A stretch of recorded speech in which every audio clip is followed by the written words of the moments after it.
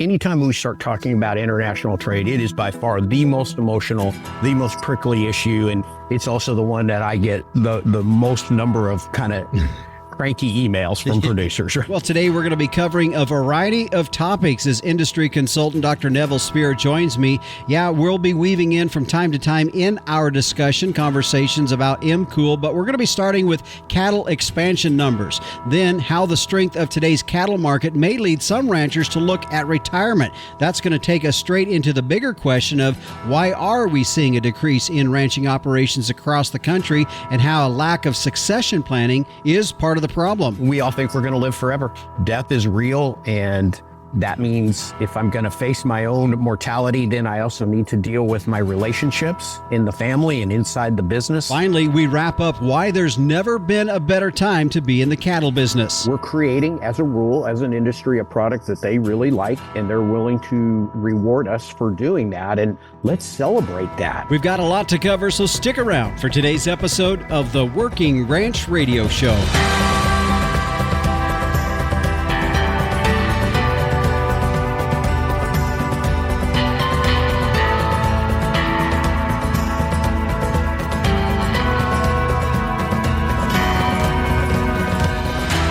Hi, everyone, and we welcome you. This is the Working Ranch Radio Show. I'm Justin Mills. Good to have you joining us here on the program today. As you heard there in the opening, Dr. Nevil Speer back with us again on our program here today. And we're going to be looking, as you heard, a lot of different topics and conversations that we're going to have in that.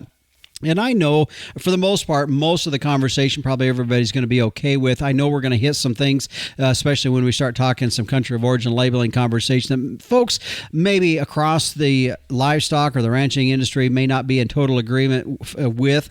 That's fine. I'm not really here to try to change your mind. What I want more than anything, and this is what I had mentioned to Dr. Speer, to Nevil about, was just I want people just to stop and not just get so wrapped up right away on making a defense on anything other than let's just hear the discussion. Let's have an open-minded discussion about that, and that's really what I hope here today, in addition to some topics that make a lot of sense for all of us in the industry, and I think we can probably really agree on some of those. We'll get to that in just a moment, but just wanted to mention also, if you missed something on the show here today, you're listening on the radio, you want to go back and listen to it again, you can find all of our shows by going to our website at workingranchradio.com. Of course, I know a lot of folks have podcasts that they listen to, preferred podcast providers, maybe that's Spotify, Apple, or Pandora, whatever that might be.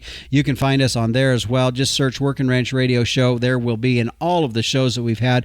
We've got a lot of great shows that we've had here recently. Last week was Rethinking Your Calving Window. Other shows that we are working on as well. Dr. Kenny Burdine out of the University of Kentucky. We had him on earlier in the years. We were talking about 4 cattle market questions that we hope to see answered in 2025. We are going to revisit that conversation as well as talking about 3 crucial considerations when buying or developing heifers. So that'll be with Dr. Kenny Burdine. Also working with Lance Zimmerman out of Rabobank to visit with him about the rebuilding of the U.S. cattle herd and kind of where some of these numbers are at. And after our discussion here today, a topic that we will be working on trying to find out more information, I'd like to get with somebody regarding where things are at with the beef labeling rule that's coming out by the USDA. Of course, that has to be fully implemented by January 1st of this coming year. Haven't heard a whole lot about it, and I'd like to know more about that, so that's something we're going to be working on as well. So make sure you stick around for upcoming editions of the Working Ranch Radio Show.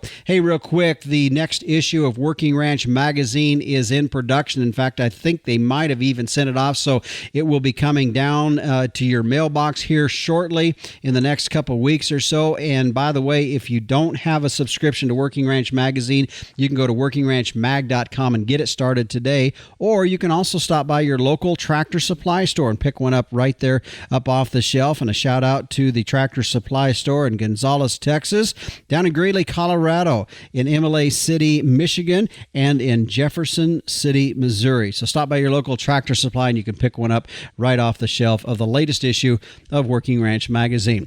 Well, let's turn towards our subject at hand, and joining us, as I said, here on our program today is Dr. Nevil Speer. He is an industry consultant. We had him on, Nevil, I'm trying to think, it was a year and a half, couple of years ago, I think, when we had that's right, Justin. Had you on before, and I always enjoy having a conversation with you because it's usually some very deep sort of philosophical things that I know that I hope goes deeper to the listeners, that they can think through some of this stuff. And I think when we get into our conversation here today, there's a lot of different facets and rabbit trails I know we could go down and on, but I want to talk first of all with cow numbers. But everybody's talking cow numbers these days, and in our pre-conversation that you and I were having, you kind of have an indication to feel like this could be the year we start to see that come back. Yeah, I think so. I mean, we've been kind of on the line here all year, but just as I'm looking at the cow slaughter numbers, and it's a pretty good indicator as you go through the year of what's kind of going on in producers' minds. We're in a year that looks like we're going to rebuild just a little bit, not a lot, but I'm guessing based on the data, we're going to be up 0.5% to 1% in 2026 in terms of beef cow numbers. So, let's say 100, 200,000 cows. Again, that's not huge, but we've kind of turned the corner maybe here, and maybe we're on the other side of that. Of course, the tension is, boy, these cold cows are worth a lot of money, right? And so the temptation is always, and I put in my column, right, to load her on the gooseneck and send her down the road.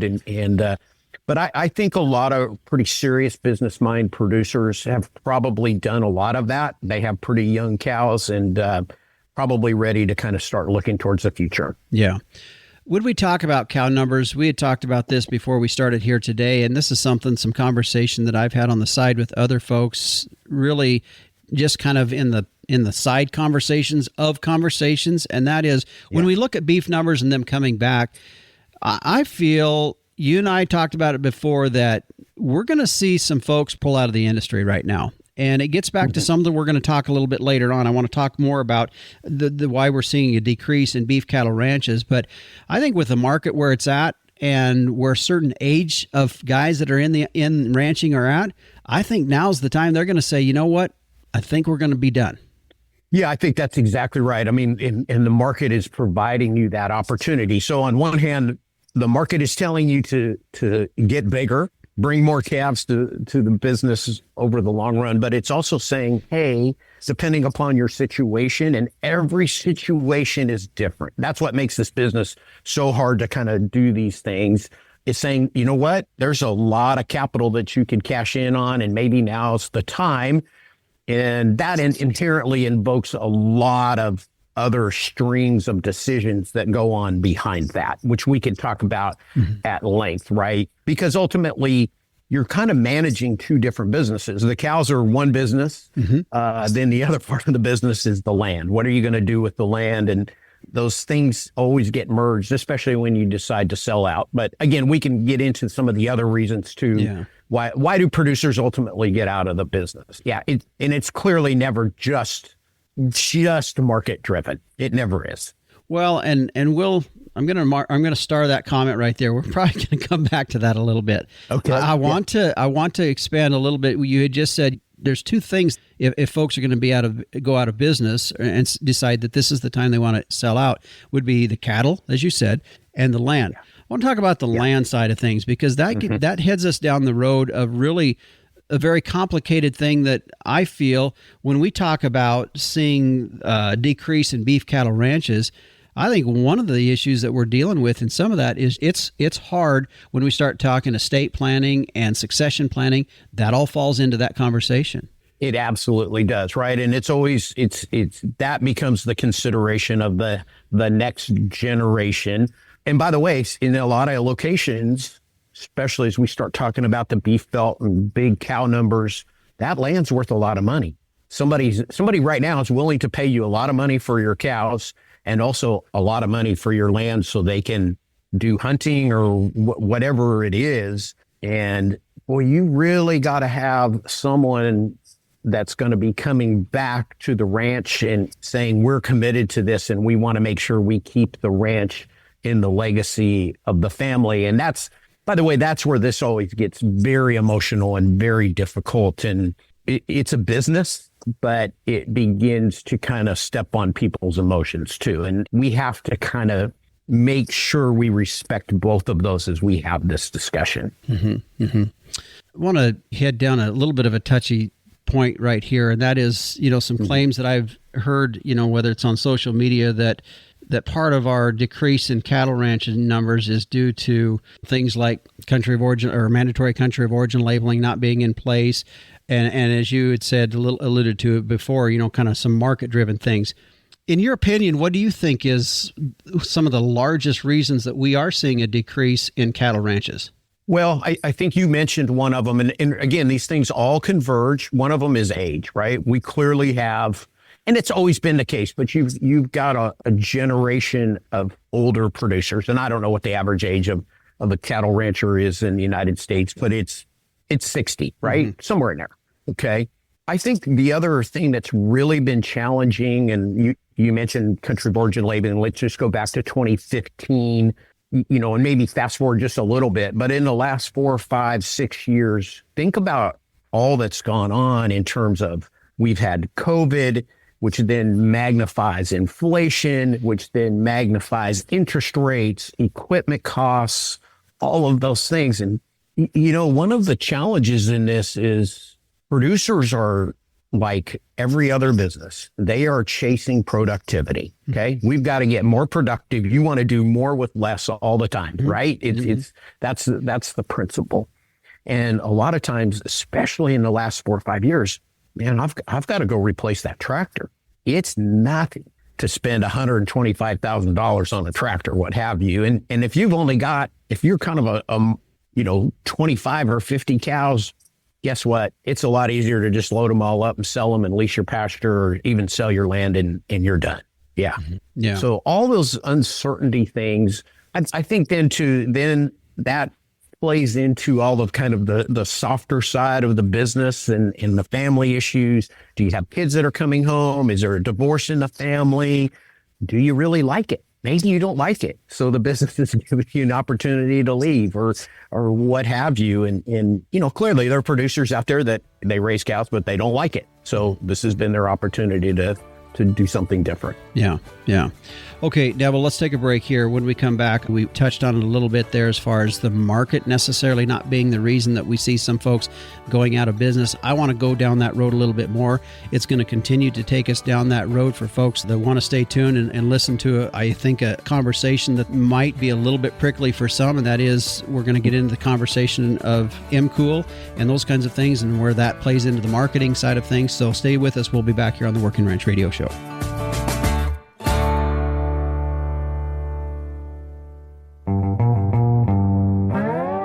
In a world of variables that are beyond our control, there's a tool that can provide certainty for your breeding program. I'm talking about Identity Beef. It's the first genomic profile designed for crossbred commercial cattle. Now, here's a tool that's going to utilize DNA to rank the genetic merit for 17 key traits, from maternal to performance to carcass traits, as well as mitigate risk factors, for example, like congestive heart failure. It's time to take the gamble and the waiting game out of your breeding program. Make accurate decisions with confidence and uncover your herd's potential with Identity Beef. To learn more, contact your Neogen representative today or visit neogen.com/identity-beef. All right, Nevil, as I'd said in the last segment, I wanted to go down this road. I'd marked this, started this. You had said something about that, as we were having the discussion about producers and seeing less cattle ranching operations. And one of the things that I'd seen on social media was a claim that in the last 5 years, we've seen nearly 107,000 operations of lost that many beef cattle ranching operations. Now, that data comes from 2017 to 2022. So to know what the next USDA Ag Census is going to look like that comes out in 27, we don't necessarily know all of that. But one of the things that we do know coming out of that information is that we've seen basically folks have to get bigger, or they either get smaller and try to really have a niche market of some sort, I guess would be the thing. So along those kind of lines of having the discussion of saying that we're not necessarily seeing producers going out of business due to markets, some would say they don't believe you. So what do you say? Yeah, there's always that, right? People want to believe what they want to believe, and they're going to make a case for that. I think you make a very good point, right? Producers are either going to get bigger and be more productive, and we're going to see consolidation, because at the end of the day, the beef business is not any different than any other business, and we always see consolidation. And, whether we like it or not, That's the long run history of American agriculture. That trend has been in place for 100 some years. And it's pretty hard to turn that back around. And then if you just look at the last few years, clearly we've had a run here 3.5 years. And if you're going to say, well, it's not market driven, I think that we've got to really look pretty seriously at the data and be a little more objective about all this. Yeah. Mm-hmm. Yeah.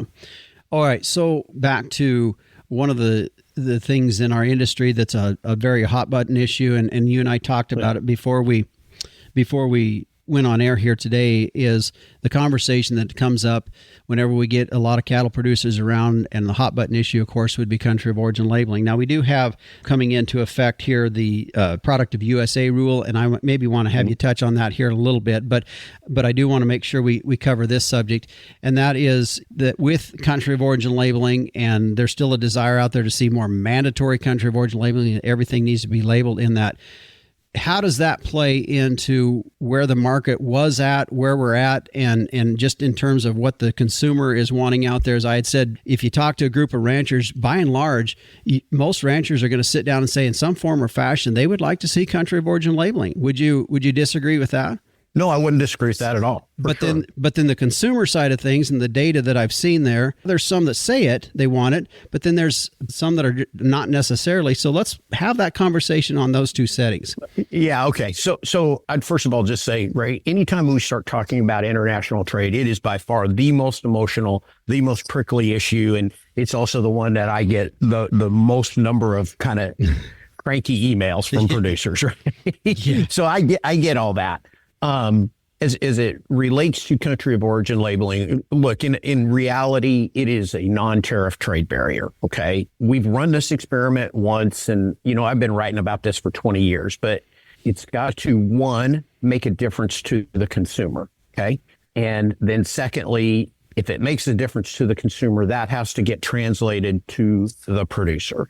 So in the first case, we ran the experiment, it didn't make a difference, and the data from Meat Demand Monitor continues to show, as much as we don't like it, consumers just really don't care. It's not a priority in terms of their decision-making at the grocery store, right? And that's the American Beef Labeling Act applies to retail purchases, and I get it. You want them to care, they just don't. And I'll come back to that in just a second.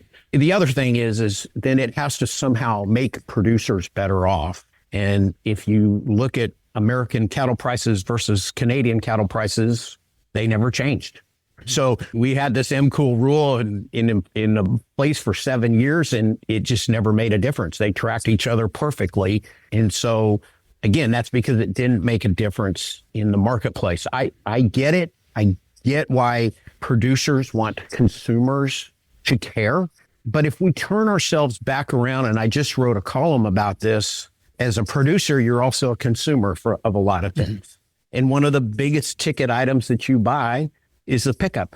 And, like I went through the whole example of a Ford Super Duty. It's about 30% American.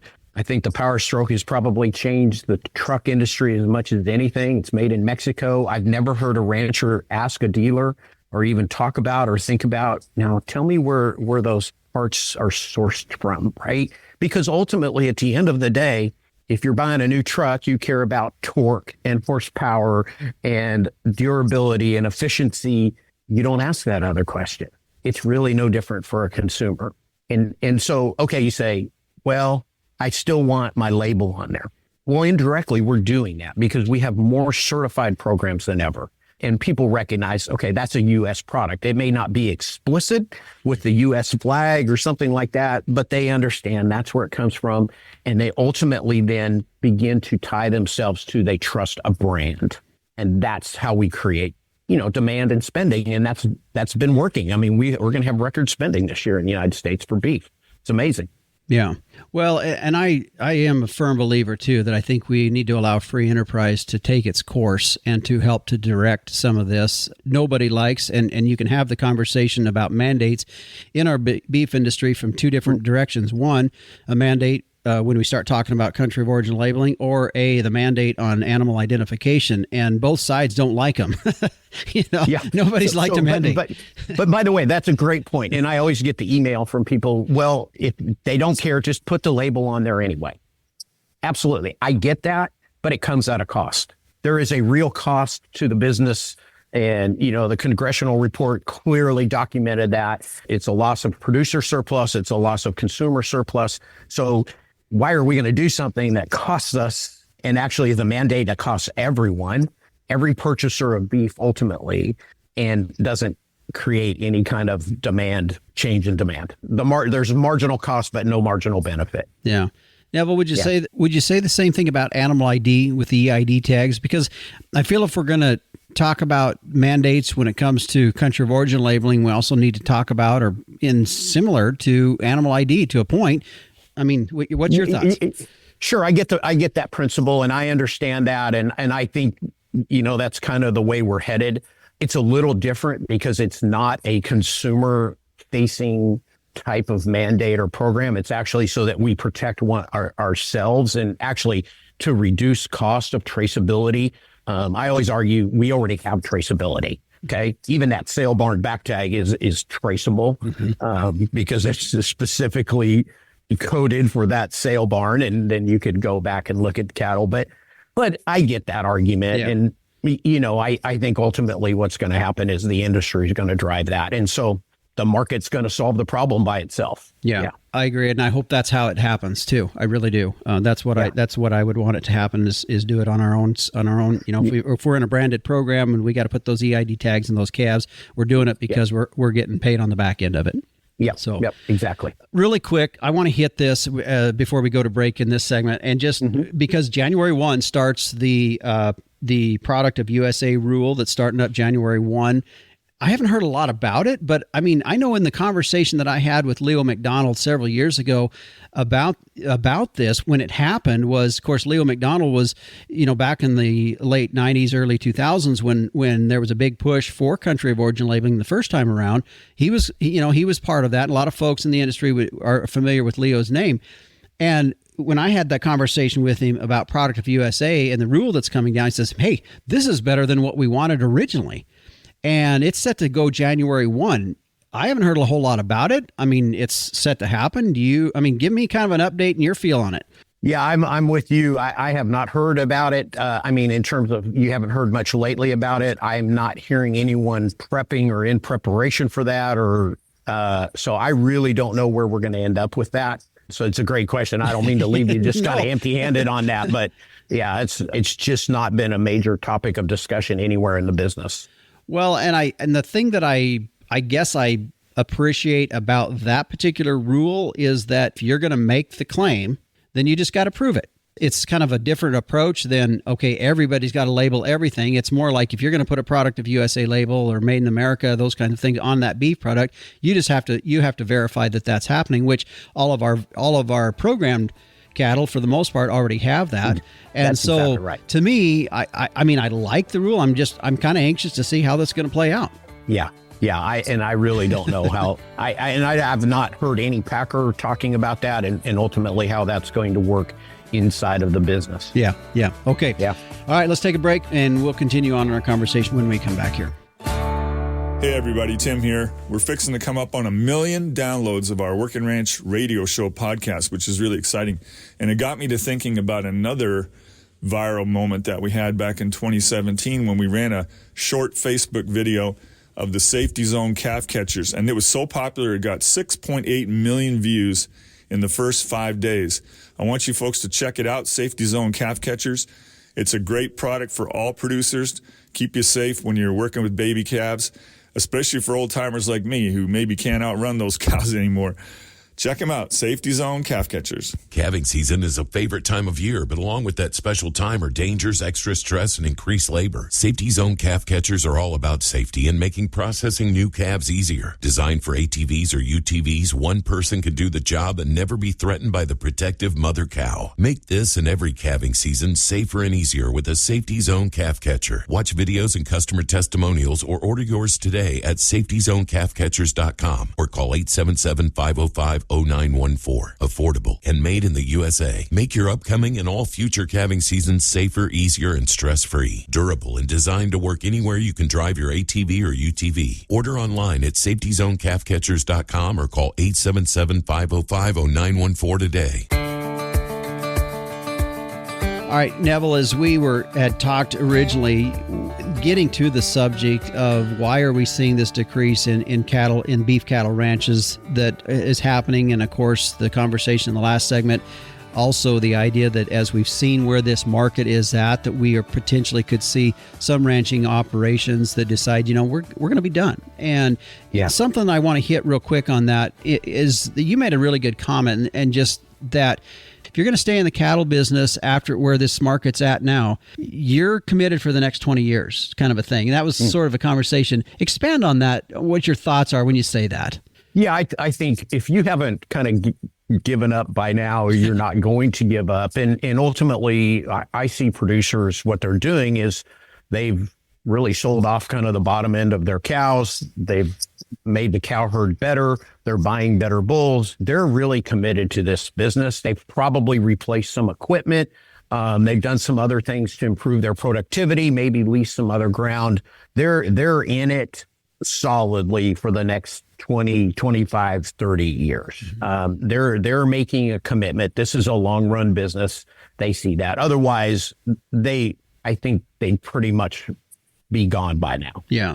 And so I think that's really an interesting perspective in our business, that probably we're not going to grow cow numbers a whole lot, but we also may see less decline going forward. So we may kind of just flatten out here. We kind of maybe eliminate the cattle cycle, right? And a little, it doesn't look like it did 20 years ago, 30 years ago, where we have these 10-year kind of loops that we used to do. Yeah. But by the way, the other part of that is, one thing we didn't talk about earlier is just debt structure. What have you done in terms of your debt structure and to manage that? And that's a pretty big undertaking. If you're in this business, you're going to stay in and you're really trying to manage your debt too. Yeah. Yeah. That's definitely the other side of some of this. I think when you say something about, and I want people to think through this, we have that conversation, we say that phrase of, people are committed for the next 15, 20, 25 years. That's not necessarily one guy. That gets us in maybe a good segue into the next conversation about generational. I mean, that could be somebody that's in their 40s, 50s, and, maybe a son or daughter coming back in 10 to 15 years, committing, that operation to that far out. And so this whole element of estate planning and of course, succession planning really is a top one or two points when it comes to why we're losing family ranches. Yeah, I think you're exactly right, Justin. So at the end of the day, right, really a ranch is a family business. And those always bring complexities with them. And unfortunately, a lot of times, and I've seen it, and I've been in the room with families where they just haven't had the hard conversations. And then by the time it needs to happen, it's too late. And so really a lot of ranches that are going forward, and I would say farms too, right? It's the same, same principle. They've had those hard conversations, and there is a young person coming back and they've made a commitment. And by the way, I go out and do a lot of producer meetings. I'm seeing more and more of those 30, 35-year-old people, and they're always the ones that come up afterwards and want to ask questions, right? They're hungry. But the family business, it's not a person. The business is committed going forward, and they're going to try to make that happen for them. So, yeah, but it's always the avoidance of the hard conversation, and it's right, the succession planning, and or how are we going to split it up if we have to? And boy, those get emotional. And money and emotion are inherently tied, and it's often very hard to separate. And a lot of times I just tell people, you need to get some help with this and some outside third-party perspective, because it can be really challenging. Nevil, I'm going to ask you, you're not afraid to just throw it out there as far as just the bare naked truth of something.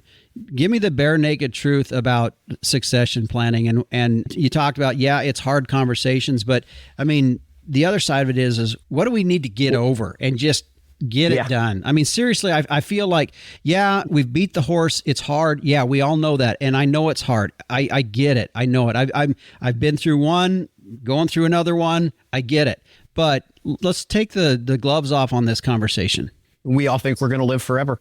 And we forget a lot of times that, gosh, I can jump in a tractor today and have an accident and right, I'm not here tomorrow. Death is real. And that means if I'm going to face my own mortality, then I also need to deal with my relationships in the family and inside the business. And a lot of times we just don't want to face that. We keep putting it off and putting it off and putting it off until ultimately it doesn't happen. And unfortunately, it's very damaging emotionally, but it's also costs a lot of money, right? A lot of equity ultimately gets lost in that, right? So what we want to do is say, you know what, this could happen.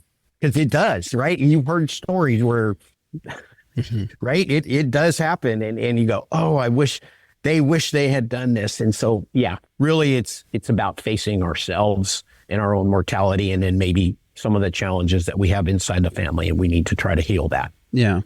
This is not necessarily your expertise. And last week we had on our program, we did talk about a legal perspective on estate planning. We had an attorney on out of Oklahoma that kind of went through estate planning, giving us that legal perspective.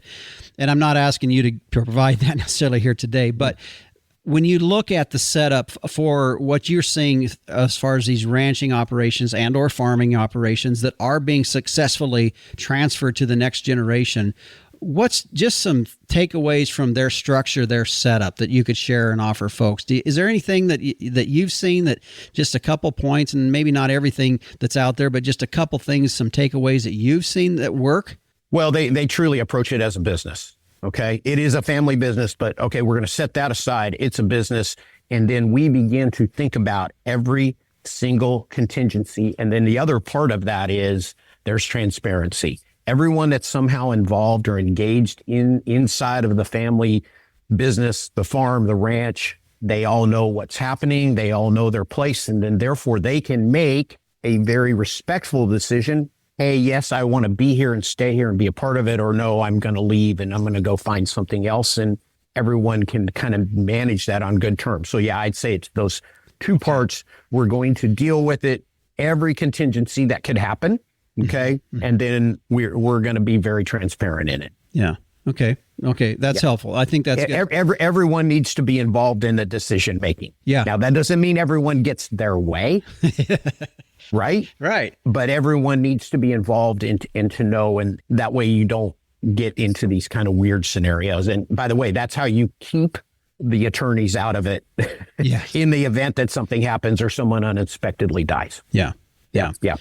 Okay, real quick before we head to break, there's one thing I wrote down here that you had mentioned about that's going to be important as folks that are going to stay in and looking for the next 15, 20, 25 years out, and that was debt restructure. Real quick, let's go back to that because I want you to, can you just expand on that a little bit more and how that's going to play into this? Well, I mean, clearly we've had a lot of uncertainty here about interest rates in the last couple of years. And I think no doubt that's played on producers' minds. And especially if you've got to kind of make some investment in new equipment, right, whatever it is, you got to need to rebuild a bunch of fence. You've got a lot of deferred maintenance. Boy, we're going to think about that. But ultimately, I think one of the biggest challenges that a lot of producers get into is they don't have enough working capital. And then that kind of backs itself into we've got too much debt or not the right kind of debt with the right kind of duration. So I'm always encouraging producers, and especially right now, Justin, right? We're creating more profit than ever. Let's be very, very mindful about what we do with that. I always say, part of it, take it and enjoy it. You earned it. Okay. But the other part is let's buy down some debt, and then also let's have some more working capital. Because, for example, when the engine blows up and you've got to go spend $10,000 to get the engine replaced or whatever it is, you don't have to go to the bank and ask them. Because the next time you go to the bank and ask them, and then you ask for the next thing, and boy, next thing, you've run out of money and you run the course, and now I've got to start selling things, and you don't want to do that. So managing your debt and then working capital, two really essential parts of kind of the long run business going forward in terms of success. Yeah, very good. Okay, Neville, let's take a break. And when we come back, we're going to leave our conversation here today in this last segment with more of kind of some optimism that you're seeing in the industry as a whole. I know we've hit some things here that are kind of heavy a little bit, but I want to get into some of the things of where you see as we look ahead for the next 10, 15 years out there as well. So we'll get into that when we come back here on the Working Ranch Radio Show. It all starts with a tag. Identifying each animal allows you to better manage the entire herd and control your operation's future. For nearly 70 years, producers have chosen Allflex for individual animal management. With Allflex, you get the most trusted portfolio of ID solutions. Whether you need stock or custom visual tags, electronic tags, tissue sampling units for DNA collection, or syringes, bring the Allflex advantage to your operation today.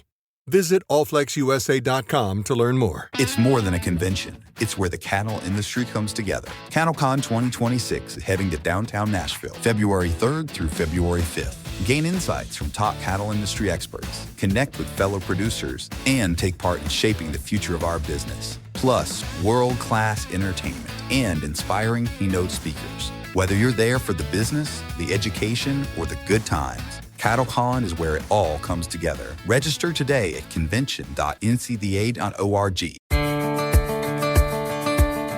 All right, Neville, as we wrap up our conversation here today, I do want to get just your perspective on what you see ahead for our industry. I know everybody wants the crystal ball to say, okay, here's where it's going to be in 5 to 10, and we don't have that. No. But there is some optimism in our industry, and I think there's a reason to stay in our industry. Oh, for sure. And yeah, no one has a crystal ball, but I mean, I think you start looking at the trend and where we are, it gives you some indication of probably where we might head. Okay. Look, I'm 60 years old. I remember this business during the 80s and 90s. And I remember 1998 especially well. And anybody that's been in this business time, they remember how awful it was. And we weren't doing a very good job as an industry producing a product that consumers want and trust. It's taken a long turn. We began to kind of turn that around in 2000 and even through 2019. And I always put 2020 COVID away, but we began to kind of see an uptick in spending. And then in the last 4 years, it's just phenomenal year over year gains. And of course, the biggest topic of the last couple of years is inflation. Mm-hmm. Well, when you have inflation, the first place that you would expect consumers to push back is on the most expensive item in the meat counter, and they've done anything but. They're spending, and we're actually gaining market share against pork and chicken. It's just really remarkable. And so what we're seeing is that ultimately building consumer demand really matters, right? Yeah. It's at the end of the day, this is a consumer business. They are the business, and without their spending, right? Cows really aren't worth very much. Mm-hmm. Okay. We're creating, as a rule, as an industry, a product that they really like, and they're willing to reward us for doing that. And I'm increasingly saying the last 6 months or so, let's celebrate that. Okay. Producers and consumers have come together. They've managed to please one another, and that's something to be celebrated. And it's really a remarkable achievement when you think about that. Right. At one time, there were 700,000 beef producers in this country, and it's a segmented, fragmented business. But boy, we've worked hard, and we've figured out a lot of ways to kind of get the signals back to the producer and do the right thing. And, we're going to see record spending this year. And as a result, we're seeing record cattle prices. Yeah. Yeah, well, I think there would be some, as we talk about the consumer trust in our product, that say, all right, but all it takes is one to erode that trust if something were to happen in our supply chain. And so I'm going to bring back something we've already talked about a little bit, but it kind of gets back to some of that conversation about imports and ID and cool and all those kinds of things. And when you say we've got a lot of trust in our industry, I think everybody that's on either side of those issues, right, wrong, indifferent, whatever, would just say, okay, but how do we maintain that trust? Well, we keep doing what we're doing because obviously we're doing something right. Okay. And by the way, that is not a message of complacency. Okay. And that's the other thing I sure want any producer to hear things are good. It doesn't mean that markets are going to go up forever. And if I know we talked about last time that there's one thing you're going to do some risk management, okay? Because things do happen, but we can't look at the business from a spirit of lack. What if? Well, that's true in any business, whatever it is you're doing. I mean, you might run a cruise ship line and something can happen. I mean, right? But we have to continue to commit ourselves to excellence and quality, which I think we have systems in place that are doing that and rewarding that. And by the way, along the way, continue to listen to consumers and hear what they're telling us loud and clear. Yeah. Neville, a kind of a different side road we're going to go here a little bit, but as we're talking about the future and looking ahead for our industry, and again, we've really been talking kind of beef and family dynamics and those kinds of topics. But I want to talk real quick. I want to go down the road with you on technology just real quick, because I tell you, I've got a couple of gigs lined up this fall where I've got to go do a presentation, and I've had Chip Kemp on with 701X. We were talking about doing more with less, about just the technology in the industry. And so where do you see? I mean, it's like every week I see somebody's email or somebody's blog about technology. And so that's really coming. We're really seeing that from AI to remote water monitoring to ear tags to collars to all that kind of stuff. So your thoughts? Well, it's here and it's coming and it's not going to go away. How about that? And by the way, I think of technology in a lot of different ways. And I just mentioned earlier, right? A pickup.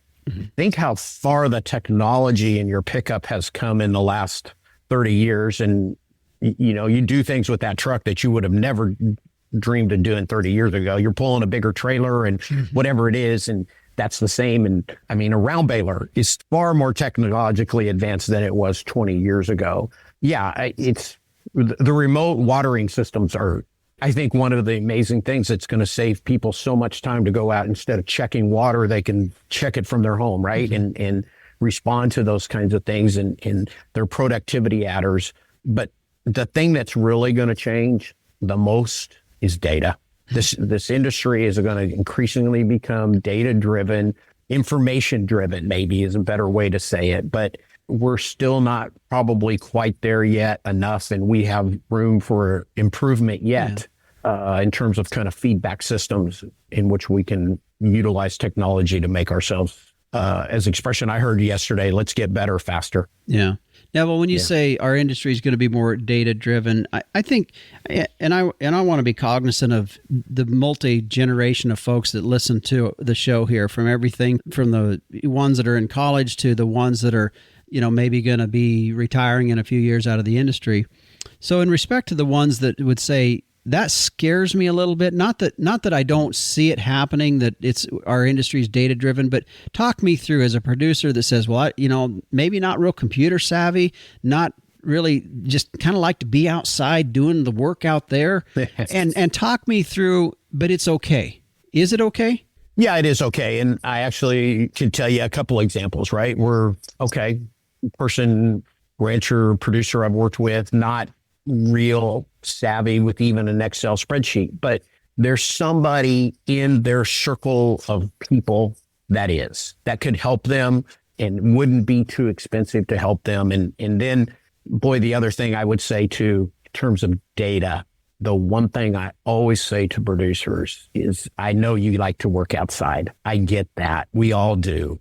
But you make a lot of improvements sitting inside, making sure you're managing your finances and that kind of information, because you have access to records like you've never had before. And it's a worthwhile investment. And so, yes, I get it. It's painful to learn new things, but it's well worthwhile. Yeah. Yeah, very good. Well, Nevil, we've covered a variety of topics. I'm trying to figure out. Just like last time, Justin, we did. I'm thinking, what am I going to title this show here today? Because we really hit a lot of different things. As we leave out here, just some final comments from you. It's just a super exciting time to be in this business. And, you mentioned we talked a couple of years ago, and we're talking about consumer demand. We never dreamed it would be like this, and really exciting. And ultimately, I think everyone that's involved in this business should be proud of what they're doing and what's been accomplished here. You bet. All right. Well, Always good to visit with you. We need to do it sooner than later, and so we'll catch up again. But good to have you on today's program. Thank you, Justin. You bet. Nevil Speer, our guest, joining us here on the program today, industry consultant, and also from time to time, more than likely, if you're like me, you probably read many of his commentaries that are out there on various issues within our industry. I always appreciate reading those and his perspective on that. Hope you enjoyed today's program as well. Stick around. When we come back, meteorologist Don Day will step in as we talk about the latter half of October and what that has in store for our long-range weather forecast.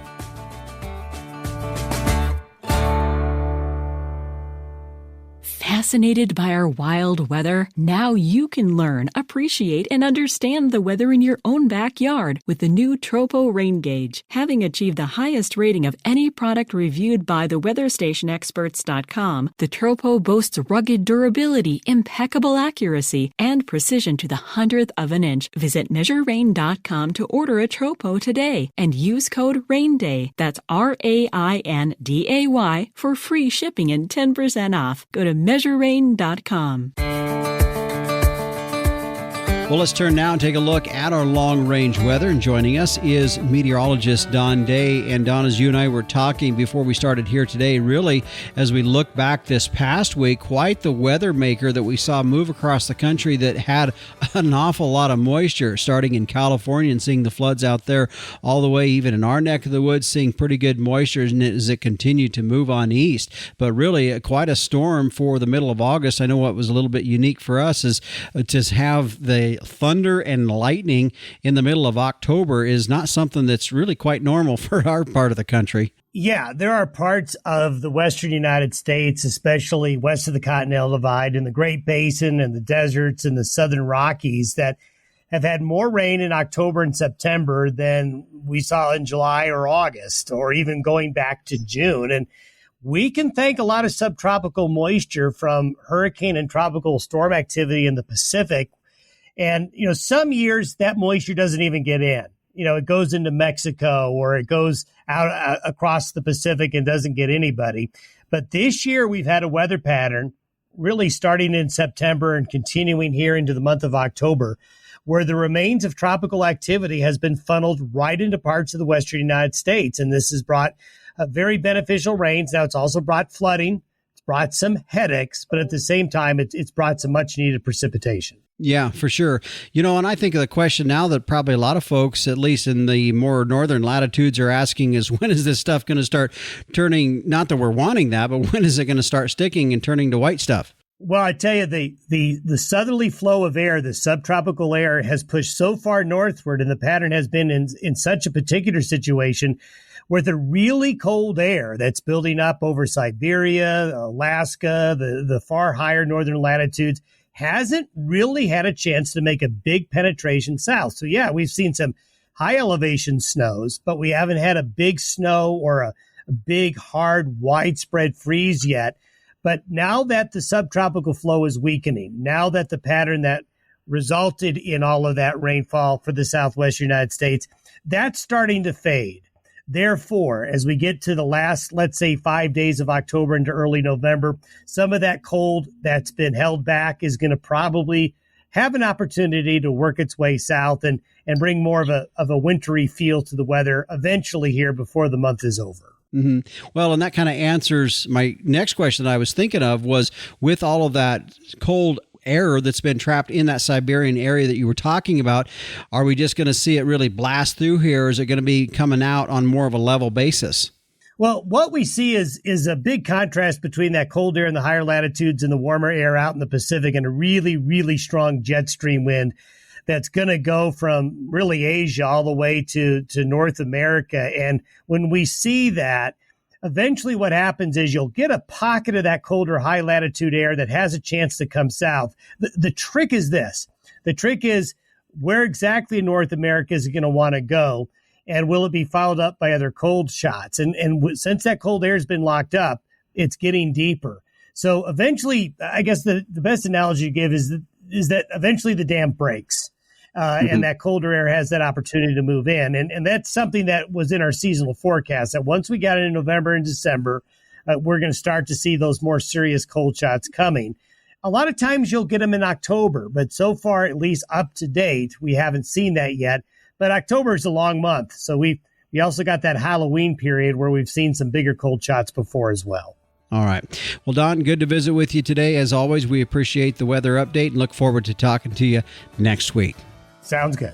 All right. And again, that is meteorologist Don Day with a look at our long-range weather. You can tune in each and every morning to his daily video podcast by going to his website at dayweather.com. There you will find the link to his YouTube channel. By the way, if you're on his website, you're interested in a couple different weather instruments that are out there, maybe the Vantage View, the Davis Vantage View weather station with the WeatherLink console.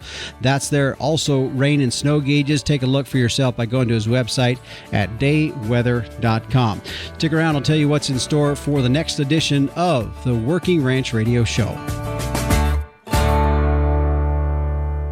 When it comes to building fence, driving those steel posts can be exhausting and absolutely backbreaking. But there is another way you could be doing this. Now, I'm not talking about those bulky and expensive gas-powered or hydraulic pounders. What I'm talking about is the Man Saver Post Driver. Yeah, it's called the Man Saver Post Driver by Roar Manufacturing. This is a portable, lightweight, easy-to-use post driver that runs off of any small air compressor and is 100% made in the USA.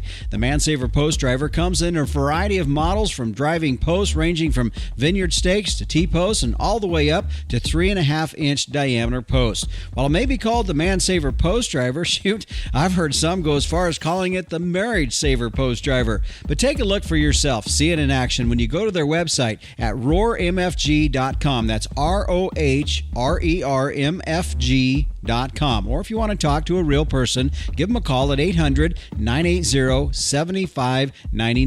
The Man Saver Post Driver, the portable, lightweight, and easy-to-use pneumatic post driver where the name speaks for itself. Capitalize on crossbreeding with Gelbvieh and Balancer bulls. Raise replacement females with added fertility, increased longevity, and greater productivity. Gelbvieh and Balancer influence females wean more pounds of calf per cow exposed. In the feed yard, Balancer-influenced cattle offer increased performance, improved feed efficiency, and have excellent carcass merit. Balancers add the pounds, make the grade, and deliver the value. This year, make your crossbreeding count with Gelbvieh and Balancer genetics. You know, when it comes to monitoring your livestock water, it's not just kind of a summertime gig. As we all know in the ranching industry, it's kind of a year-round deal, and you can do what we've been doing here on our ranch operations for several years, and that's relying on a remote water monitoring system from Tank Toad, all from the convenience of my phone that's powered by solar, satellite, or cell. I can keep an eye on my water supply with a daily text, what's coming in, what's going out, how that's all working. Also, look, if you're interested in not only the tank monitors, but maybe a well controller, a remote well controller, generators, and more, give Metalark Solutions today, the makers of Tank Toad, at 801-252-6135, or go online and visit them there at tanktoad.com. Well, coming up on next week's edition of the Working Ranch Radio Show, Dr. Kenny Burdine will be joining us out of the University of Kentucky. He was back with us at the first part of the year in January as we posed 4 questions that we hoped 2025 would answer. The first question was on heifer retention. Second one was on slaughter weights. The third one was, will we see a growth in the pork and poultry industry? And the fourth question was on trade and tariffs. So join us next time on the Working Ranch Radio Show as we'll be exploring those questions and how they're playing out and how it's looking as we finish out 2025. Well, the Working Ranch Radio Show is a production of Working Ranch Magazine, branded #1 by America's Ranchers. If you'd like to get a hold of me, you can send me an email at justin.workingranch@gmail.com. Thanks for joining us. Be sure to tune in next week, same time, same place. I'm Justin Mills. And until next time, keep your chin down and your mind in the middle. So long.